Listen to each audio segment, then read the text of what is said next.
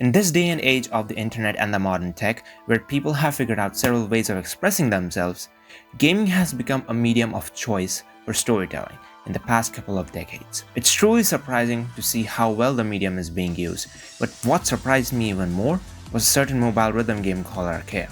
Archaea is a game that I've thoroughly enjoyed playing for the past 3 years, and the credit goes to the really fun and engaging gameplay that it offers. However, that alone is not the only thing that the game has to offer. It also has something known as a story. In complete contrary to the gameplay, which is all skill based and actually requires you to perform well to progress, the story is something where you do nothing and just read.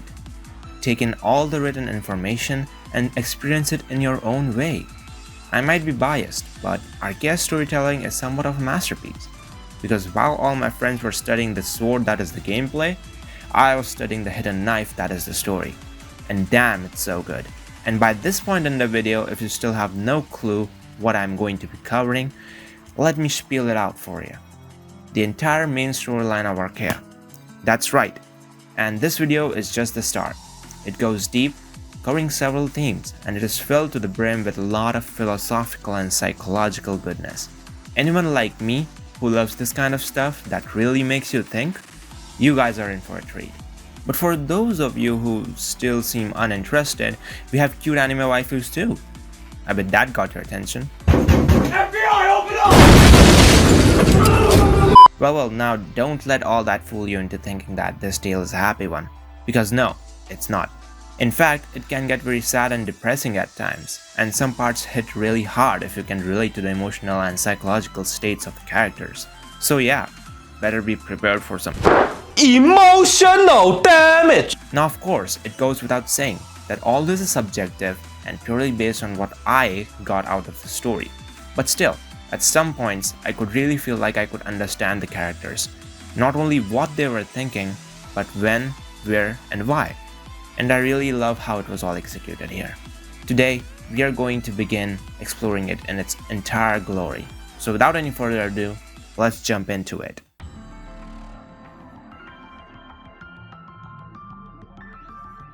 As we all know, first impressions are something that matter a lot. It tells us a lot about whatever it is simply from the way it looks, sounds, and feels. And from the looks of things, it's always just a run-of-the-mill story that gets added to a lot of games, just for the sake of it. But this is definitely not one of them. What would this story be about, you might ask? Well, the story revolves around two characters, Hikari and Tairitsu, who wake up in the world of Archaea with no memories of their past or about themselves, and no answers to how and why they got here. They don't even know their names.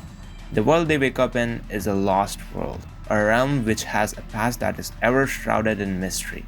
There seem to be no inhabitants living here, but there is still some form of architecture, making the existence of a lost and dead civilization a possibility. The skies of this world are dominated by the brightness of daylight, and since there are no day-night cycles or clocks to tell us the time, the passage of time remains as unclear as the purpose or the past of this world. What makes it even more interesting is that the world is filled with what looks like a never-ending stream of glass-like shards that float on their own in the sky, called Archaea. Each of which shows scenes of different times and other worlds. To make things easier, we refer to these scenes within the piece of glass as memories. These memories can show anything. If they were experienced by someone, or possibly something, even once, they'll be here. And so, both Hikari and Tairitsu go on a journey, exploring this mysterious world in their own unique ways, to find the answers to their questions and to uncover more about this world as they go. Ironic, isn't it? Being in a world full of memories with no memories of their own. I call it clever writing, and we get to see it improve and develop into something with far deeper depths, which truly makes me grateful that my school forced me to focus so much on literature. This might not be the best thing out there, but I'll let it glimmer in the spotlight, and as for me, it holds a lot of importance. That was the general premise of the plot. Now I know this sounds an awful lot like isekai, and technically speaking, it is. But stay with me.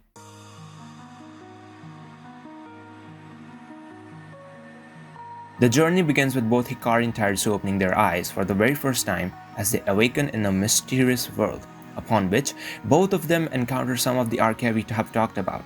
glass-like shards that float in the sky on their own and show glimpses of other worlds in them, or memories, as we call them.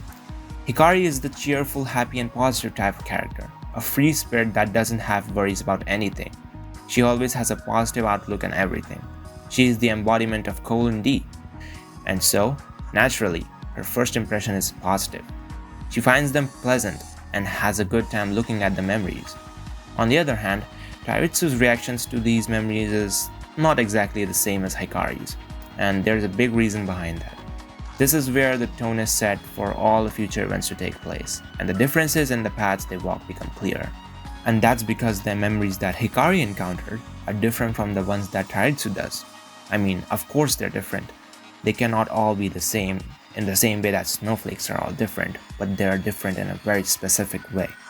Hikari encounters memories of light, filled with positivity, happiness, and enough pure condensed joy to make comedians lose their jobs, with scenes like calm and deep seas, bustling cities, and bright lights.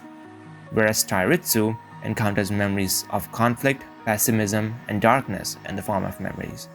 These are dreadful and horrifying memories of anger, envy, and jealousy. If that was not bad enough, both Hikari and Tairitsu attract specific type of memories. Hikari is surrounded by a gentle sea of light, while Tairitsu is drowning in an ocean of darkness. Both of them are like magnets, and neither of them can destroy or dismiss the memories. Tairitsu already tried to do so, using every method she could think of. No sane person wants to be surrounded by conflict like the situation she awoke to. In the story, they both represent opposite things, like the meaning of their names, but they have a lot of parallels. As I mentioned before, they have no memories of their past or about themselves and are completely clueless about this world. This world does not have your standard NPC-esque calmness in it. It is completely devoid of life of any kind. This is not your standard isekai experience, that's for sure. Imagine you just suddenly wake up in an empty, ruined world where you have no one to talk to, no one who can tell you what's going on. The only thing you have is yourself. But guess what? You don't even know who you are. You have no memories of your past self and no purpose. Memories makes us who we are and shapes us into the person we are today. Everything we have seen, done, or experienced, every fragment of knowledge that we gain, is all part of our experiences. Losing them is like losing yourself and your identity. Wandering in such a world with such a state of mind is dangerous and not good for your mental health. It's an existence that we certainly are not envious of. Knowing that the only thing you have is your present with no knowledge of your past. The initial story does not explore it in that depth, but the implications are there. For good or bad, they happen to encounter these memories before they end up losing their way. But now there's another issue at hand. The more they explore, the more memories they end up attracting, and there is nothing that can be done to get rid of them. Their numbers will only continue to swell, and they can't do shit about it. Great, so what do? Well, after exploring the place for hours or days, who knows, and gathering a lot of memories, they both come to the decision to keep collecting more, but for completely different reasons. Hikari finds these memories to be beyond beautiful. Collecting these memories and looking at them brings her joy, and she wants to experience more of them. She also has this deep, profound thought about how the memories as we remember them never stay the same as we first experienced them, and how they keep changing as the time passes. In other words, their fleetingness is what makes them all the more beautiful. Tairitsu, on the other hand, looks at collecting these memories as her mission and reason for existence. After spending a long time searching for even a glimmer of hope and light between all the conflict, she's really come to hate those bad memories and the world itself. Her time here is not the most pleasant of experiences, but she believes that one day she might find a way to destroy these memories.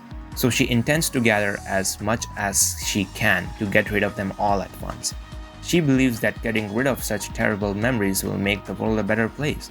So for that reason, whenever she comes across such memories, instead of being disgusted, she now feels joy. It is no longer just another horrifying memory. Oh no. Now it is yet another of the horrors that came flocking to her for her to eventually destroy. And just like that, both of them have their own goals, something which gives them both a reason to exist.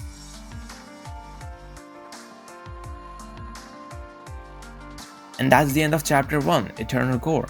Compared to the rest of the chapters, this has the least amount of content, but it still manages to do boatload of work with it, and cuts no corners in setting up and giving us all the possible information that would make for an interesting premise for all the things that are yet to come. I wanted to mention how the next 2 chapters, Vicious Labyrinth and The Luminous Sky, are both happening roughly around the same time. And another thing to note, Vicious Labyrinth focuses exclusively on Tairitsu and Luminous Sky on Hikari, unlike the first chapter which introduced both of them to us. We'll also be having these intervention sections starting next video whenever we are about to reach a turning point, and as a bonus, I will also include some hidden details or Easter eggs that I found in there. Similar to the fun facts video I did years ago, but main story edition. I decided to go about them this way because they start to make a lot more sense after we have reached a certain point in the story, and honestly you won't understand anything without the right context. Since the first chapter was an introductory chapter, there's nothing to mention here, at least at this point, but we'll get more and more as we reach the end. But anyway, thanks for watching this video. I meant to get back into making videos and I finally managed to make one after so long. I hope I can continue to do so and finish what I started. Leave a like and subscribe if you want to show me some support. If you have any kind of feedback, then please feel free to let me know about them in the comment section. It took a long time, but we're finally back, and I will try to make the uploads as frequent as I can. See ya!